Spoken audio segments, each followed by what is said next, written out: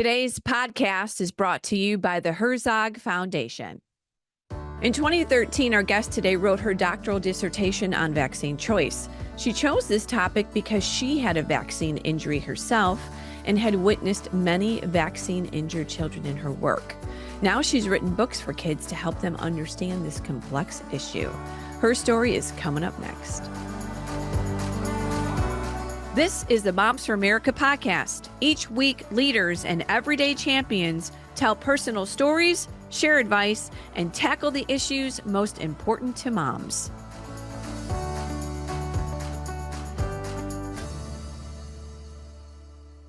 Hi, moms. I'm Debbie Carolitis, your host, and welcome to the Moms for America podcast. So glad that you're joining us again this week, right? Every episode, we get together to inspire, encourage, and educate moms in their journey through motherhood. Well, we've got another great show coming up. Our guest is Dr. Shannon Kroner. She is an award-winning children's book author. She has a doctorate in clinical psychology and has been working with special needs families since 2001. She's also the founder and executive director of For Us, building an interfaith coalition of religious leaders who have united to protect the religious freedom of vaccine choice. Well, welcome, Dr. Kroner, to the Moms for America podcast. So glad that you could join us. Thank you so much for having me on today. All right, let's talk a little bit about your tribe. Introduce us to your gang over there and your kids and all that fun stuff. We'd love to know about our mamas. So I'm in California, and yeah. I want to start with that so you guys have sympathy for me.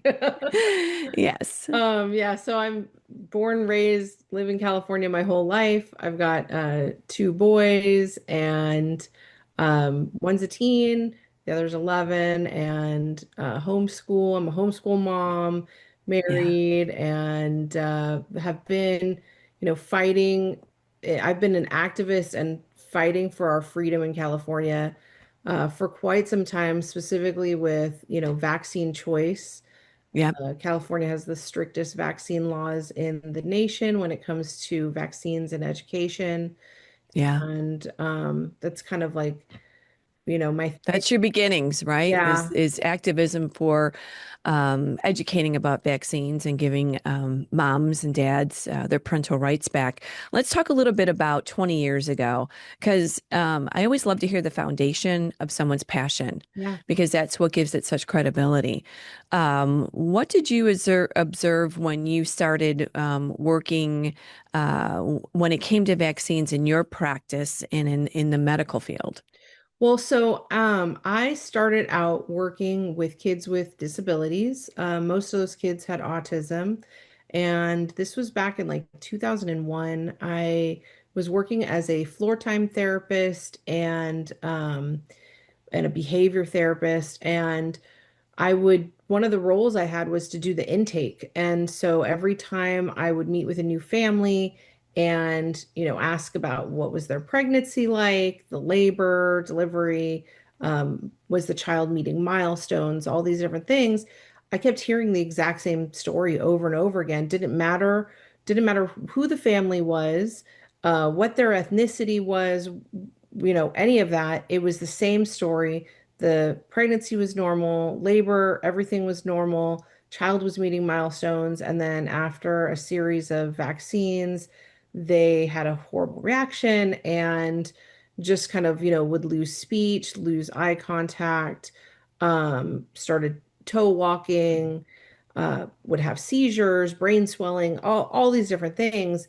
And I was young then. I was not a mom at that time, but I kept hearing the same story over and over again. And I was like, so are these parents connecting this for you? Are they attributing this, or it are was they all the questioning? time. It was all the time. These parents would say to me, my child was healthy, and then the child got some vaccines, had a well visit and was not the same child anymore.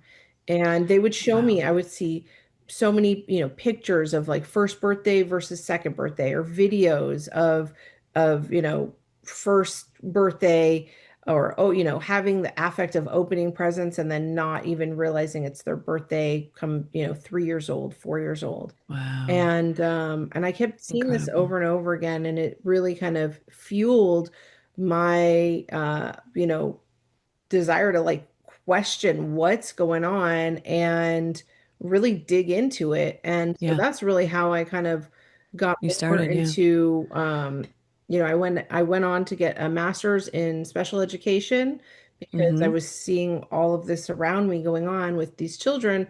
And then I went on and got a doctorate in psychology so that I could really like work with these children and these families Yeah. to help them in some way. Yeah. Well, when you see something time after time, Yeah. and you start to put the dots, connect the dots, and we've got a lot to talk about with Secretary Kennedy and all of his thoughts, and but you then not only were you hearing these stories from parents in the industry, the medical industry that you were working with, you became pregnant and you had a situation happen to you as well. Tell us about that. Oh, so it's a crazy story. But But it's related. it's related and it's an Yeah. amazing one. This was in 2009, and I had already known enough about vaccines, but I really kind of thought it was more of the vaccine schedule and not just individual vaccines that could cause harm.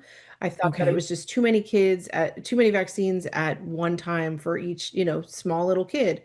And Yeah. so, By the way, that's how I always felt. I pushed all the vaccines so far down, they even were able to skip some yeah. because too much at one time, clearly. Well, that's really kind of what I thought. And I didn't realize that just one single vaccine could cause injury. Right. And this was in 2009 when we had the swine flu going on. And it was never as crazy as COVID, but it was all over the news. And I was pregnant with my first son.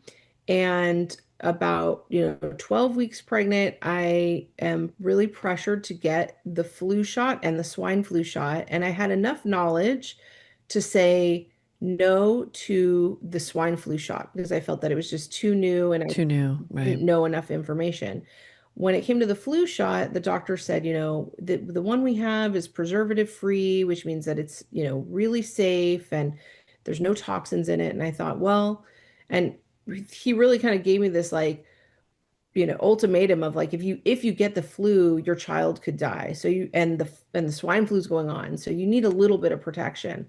So you really should get Very scaring. yeah, Very scaring. definitely. Yeah. And that's what doctors do all the time now Exactly. is they use these Exactly. scare tactics. All of us have survived the flu. So then Exactly. but then you're intimidated because it's a new strand. Right. And of course, And I'm pregnant and we, I was you're like, pregnant you and you know, want to trust your doctor. exactly. And Go ahead. so I ended up getting the preservative-free flu shot Okay. and and just within a few days I like woke up in the middle of the night profusely leaking amniotic fluid and Oh my went goodness. to the ER where that was a absolute horrible experience. And actually, at the ER, they told me that I had lost the baby. Uh, Oh the no. very next day, I went to my OB, who said to me, we have good news and bad news. The good news is that there's still a strong heartbeat, but the bad news is you've lost 95% of your amniotic fluid. And my Wow. OB said, like, really, the chance of survival is very, very slim to none and that I should, consider ending the pregnancy.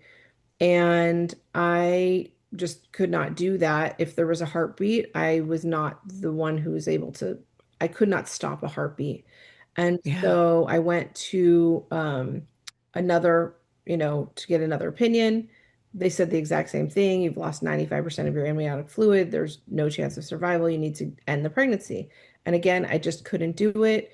I went for another opinion, and they continuously this same thing over and over again is that Wow. there's no chance. I was told every horror story possible that Oh, if I'm I sure. continued on with the pregnancy, that one, it was going to be dangerous to my life, but that if the child did somehow survive, he wouldn't be able to play sports or walk or dress himself or feed himself. I heard all these different things. And Oh, I'm sure. I just, in my mind at that time, I figured like, well, I've been working with kids with special needs for some time, so maybe this is the life that, God kind of gave me. And so I'm Mm. just going to push through and whatever is God's will. And if this child is meant to survive, then that's God's will. Put it in If the the Lord's child is hands. not meant to survive, then that's also God's will. So I did my own research, which I really implore every single person always to do their own research. Yeah, be your own advocate. Exactly. And so I did my own research and I found some studies out of India of women who had low amniotic fluid and was able to replenish the amniotic fluid by being hydrated. And so I thought, well, that seems really simple. So I actually put myself on bed rest and I drank a lot of water, not an unhealthy amount, but like that's all I was just drinking was like water and hanging out on my couch. And by week 20 of my pregnancy, all the amniotic fluid had returned. My body was able to, regenerate it, and I was What able a to carry miracle. full term. And today my son, he's 15 years old. He's amazing. He's Ah, incredibly smart and what a funny, story. and yeah, What a it miracle. was a real miracle story, and really I attribute all that I had gone through to, that flu shot that I was having a normal pregnancy. Nothing was wrong, and then I Right. get this flu shot and bam, bam, everything like changes. Yeah. So Well, so when something like this happens to you and you can see the direct effect and you hear the stories of parents. But congratulations to you, Mama. That's what we do. We will fight for that little one oh, inside of exactly. us. And when you knew there was a heartbeat, you said, I'm going to carry this baby and I'm going to fight for this baby. So look at Absolutely. that miracle. What a great story. All right, moms, right after this break, we're going to talk with Dr. Kroner about the books she's written to equip children to make their own decisions about issues like masks, lockdowns, social distancing, and vaccines. Stay with us. Hi, moms. I'm excited to share some news about our new sponsor, the Herzog Foundation. We know you're passionate about raising patriots and empowering your children with the best education possible. And the Herzog Foundation shares that passion. They're dedicated to promoting liberty through education freedom and helping parents like you choose the best educational path. They offer a powerhouse of resources designed to support families and schools alike. Whether you're ready to dive in headfirst to the world of education or simply looking for more ways to empower your child's learning. From free training events to their must read online publication, The Lion, they're committed to keeping you informed about what's happening in education. Also, if you've ever thought, moms, about starting your own Christian school or co op, their School Box online course will give you everything you need to get started on the right foot. Again, we are so proud to partner with the Herzog Foundation, and we encourage you to explore all their amazing tools and the insights that they offer. So go ahead, visit herzogfoundation.com to learn more. You won't want to miss these incredible resources. Again, find it all out at herzogfoundation.com. You know, I've never really felt comfortable sharing pictures of my kids on social media. Then I found Tuvu, a premium social app with an actual, authentic community. No bots, no one trolling me or my family. Just clean, wholesome content you can trust.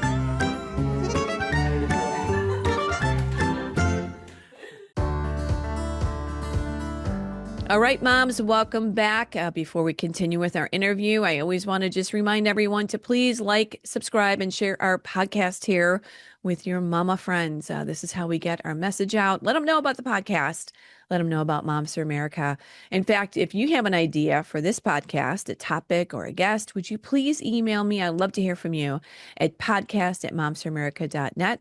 I appreciate those suggestions. And lastly, I do want to invite all of our moms that are listening to join the movement here at Moms for America. I sure hope that you're a part of our family. It's moms like us that are uniting all across the country to fight for faith, family, freedom, and the Constitution. It's a powerful organization, coast to coast.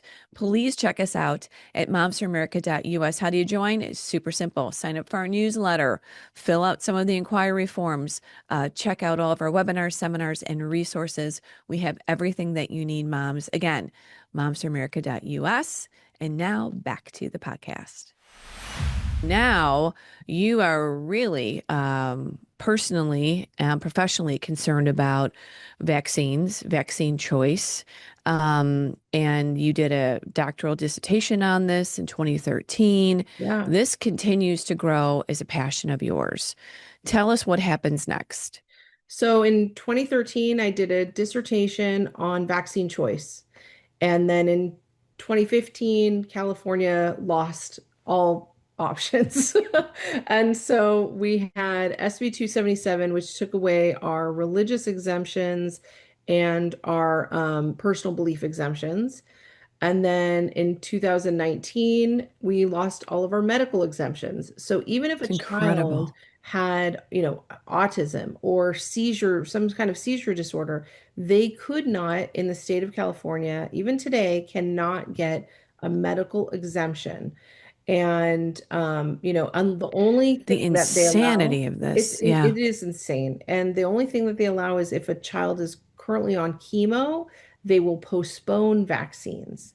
But it is nearly impossible to get a medical exemption. And not only that, but they also threatened the doctors in California that if you were to write, a certain amount of medical exemptions, you would lose your license. And so no doctor is going to write a medical exemption today. And really, that's kind of all that whole history is what has fueled my passion for, protecting the Yeah. rights of vaccine choice. Well, you are in communist land out there for sure. And boy, they just keep stripping and stripping and stripping all the parental rights. It's just such a tragedy in there. It's such a beautiful state and such horrible leadership. That's And I know so many of our moms are there fighting in California against this just tyranny. Thank you for doing that. Thank you for all the voices there in California and all the other liberal states across the country that are just disregarding parents. Let's take this through to COVID. So then it even gets even worse. And what did you do with your kids? Well, it was interesting. So when on the very day that SB 276 passed and our medical exemptions were taken away, I decided like something has to change.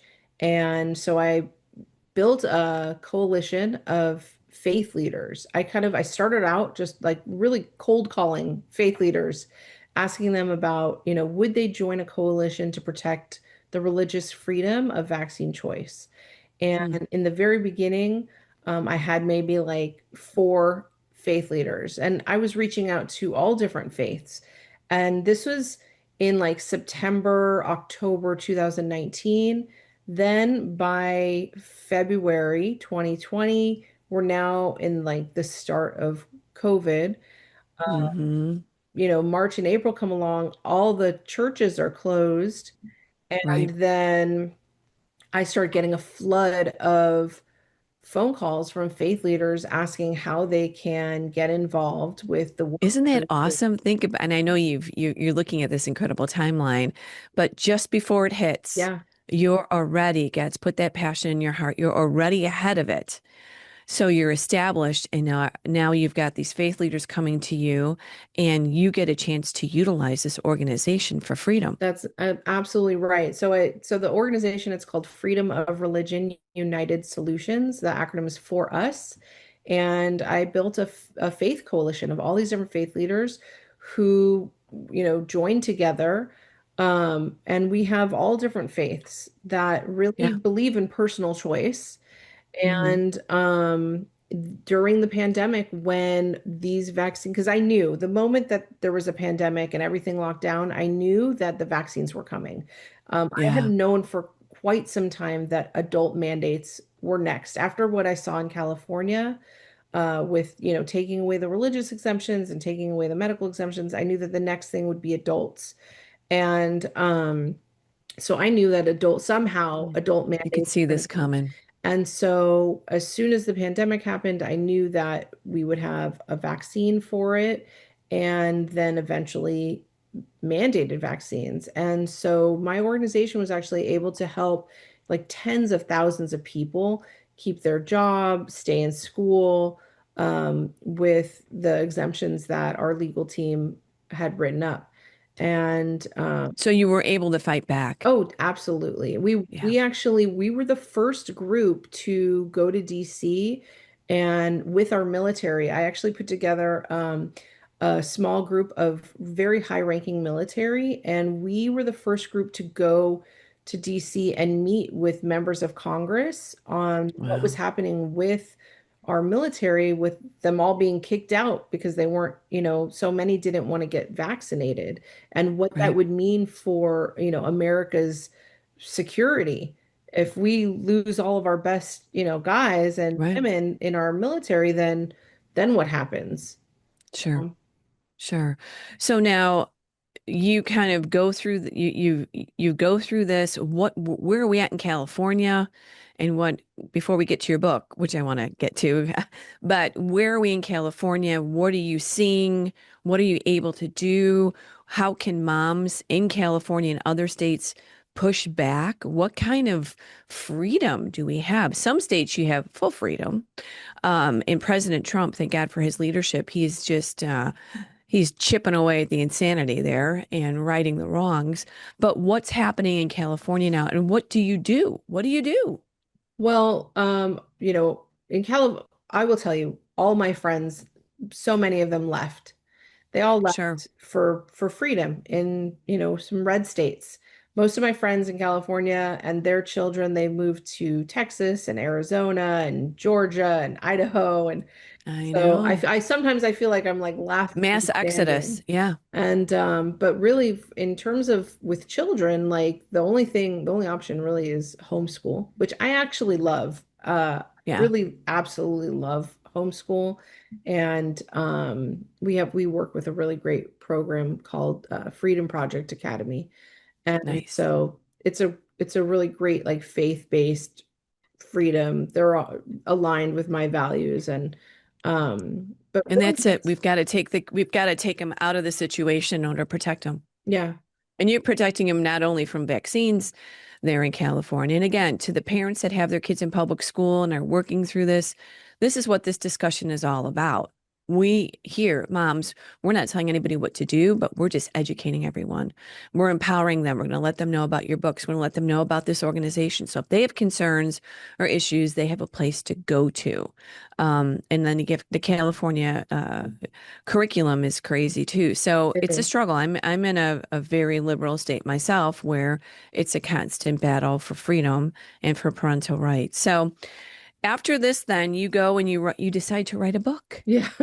So after all of this, then COVID kind of slows down that whole like, insanity with COVID slows down. People are able to kind of things get mostly back to normal. I mean, in California, there's still a lot of people that are wearing masks and stuff like that. But for the most part, the country kind of gets back to normal.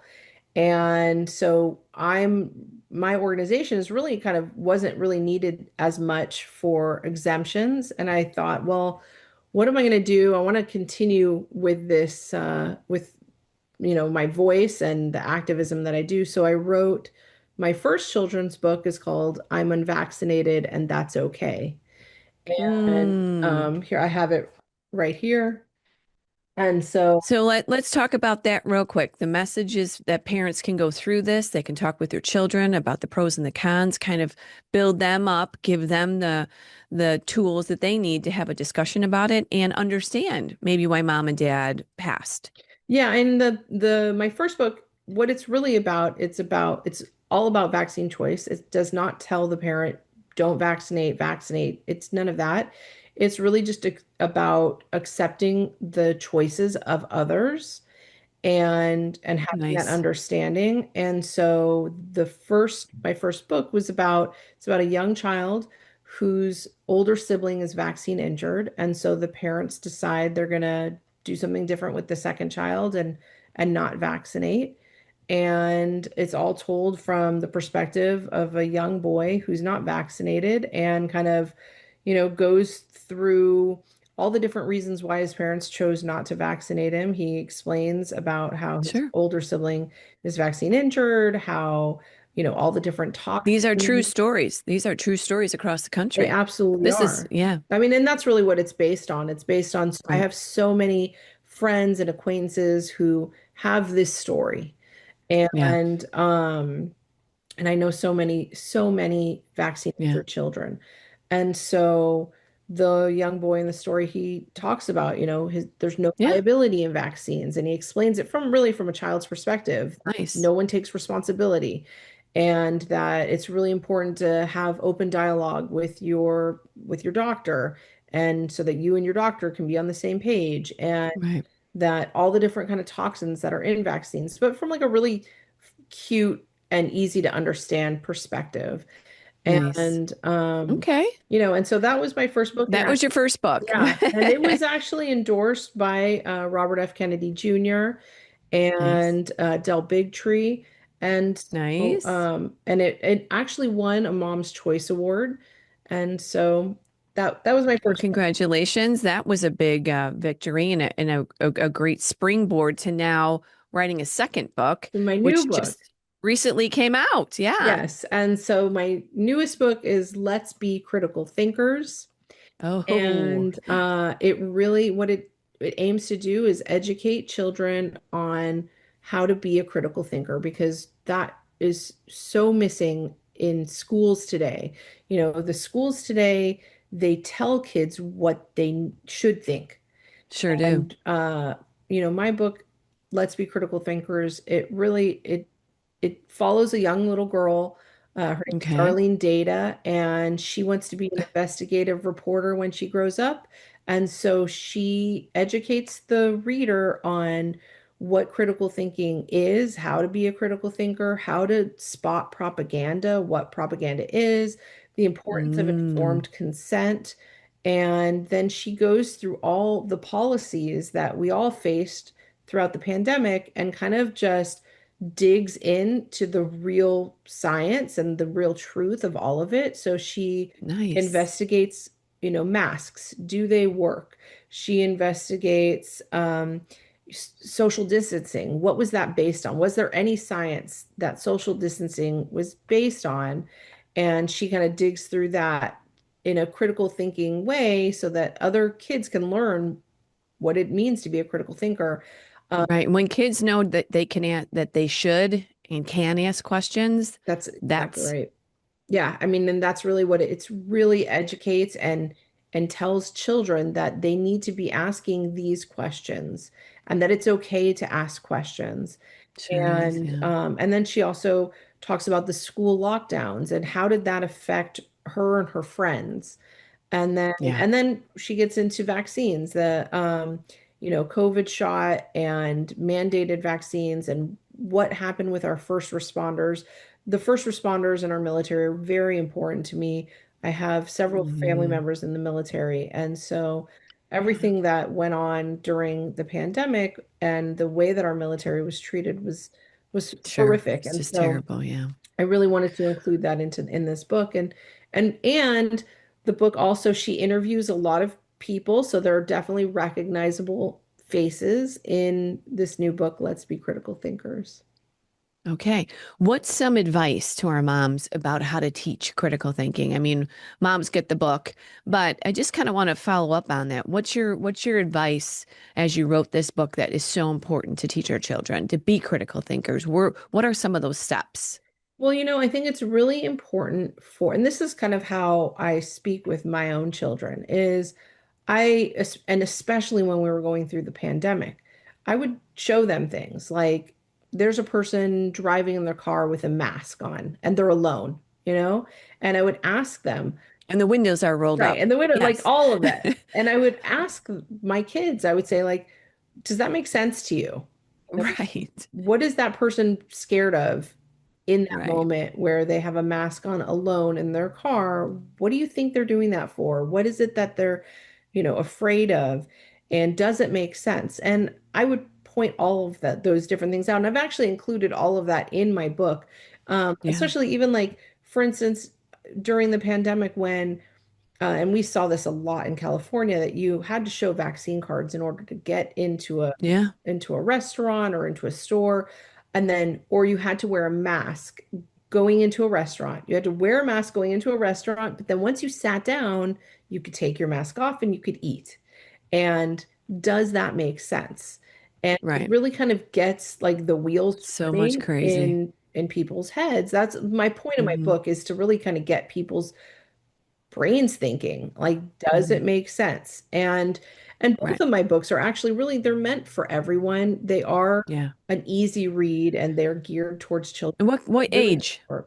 They're for, so my first book, I'm Unvaccinated, That's Okay, is a little bit for, is for a little younger children, Okay. more elementary. And then my newest book, Let's Be Critical Thinkers, is really kind of for like older elementary and middle school. Because, for instance, like propaganda, that's kind of a hard thing Right. educate someone on. And so, but really Okay, so both, a little bit older on the critical thinking, which just so they can comprehend. But, yeah. critical thinking, you're talking a lot about, the pandemic and all that. But this is so important as I look at it as well, is because we've got the schools coming in with gender ideology. Absolutely. We've got the school coming in and dividing parents and children. Yeah. We've got, social emotional learning. We've got critical race. We've got, division happening.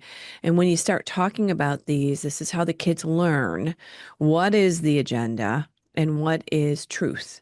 So I love the fact that you're addressing critical thinking. I did one other question for you, Doctor, before we wrap this up. What are your thoughts about Secretary Kennedy and all the amazing work that he's doing over there? You said that your book was endorsed by him.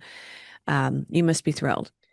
Yeah, he is someone that I've known for a while, and we've kind of worked alongside each other in California fighting, because Yeah. he's before he joined President Trump, he was doing a lot of work in California fighting these same vaccine bills that I was fighting as well.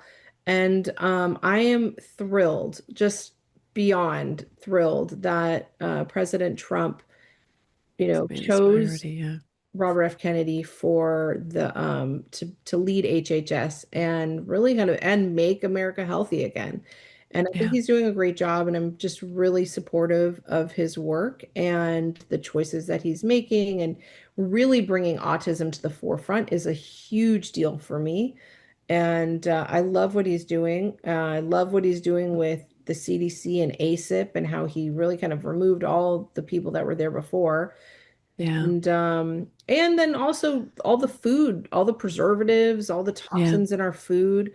Uh, it's horrible what kids are exposed to, what all of us, what we're exposed to on a daily level when it Yeah. comes to like the toxins in our food and medication and all of this. It's just, We have very unhealthy children and we have a oh very yeah. unhealthy society.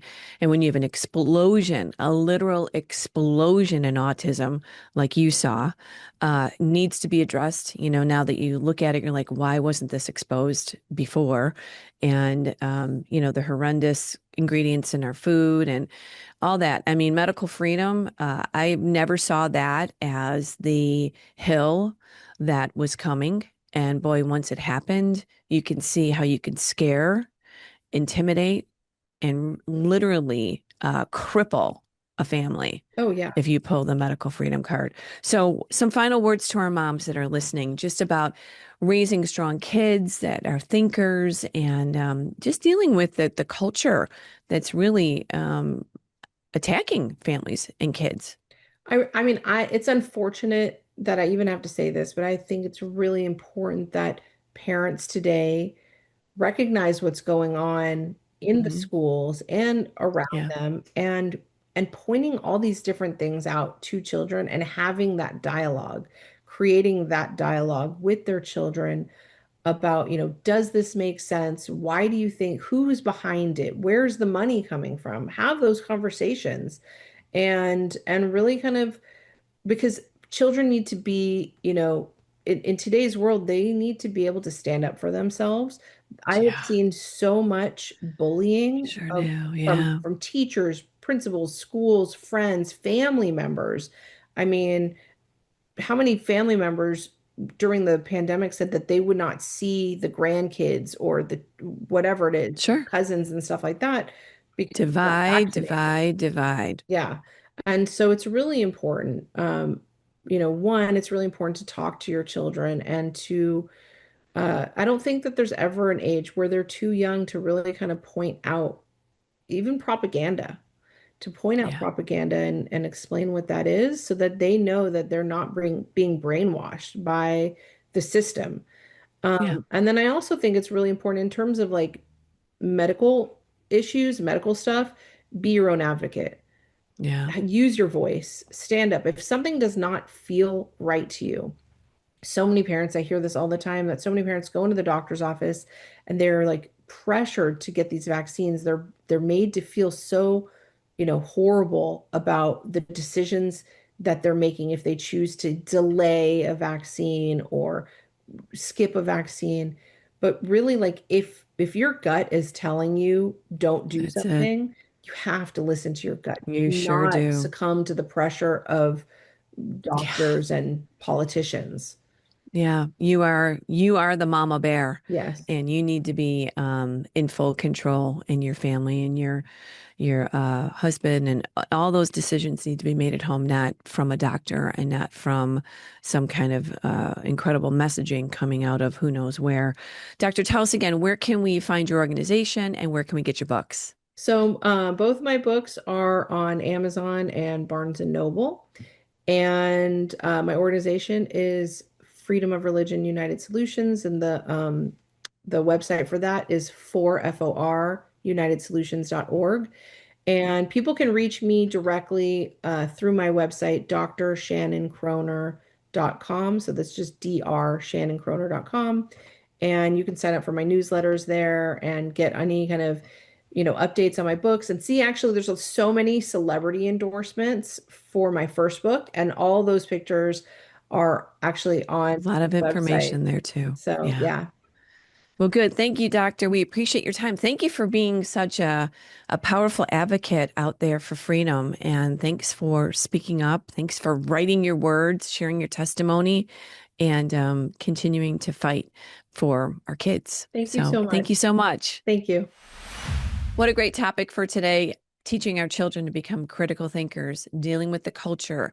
Moms, this is us every day, teaching and training our kids. So thank you again, Dr. Kroner, for joining us. And just another reminder, share this podcast with your mom friends. I think this is another very important discussion for us to have in our homes with our children, and reminding everyone to stop by Moms for America.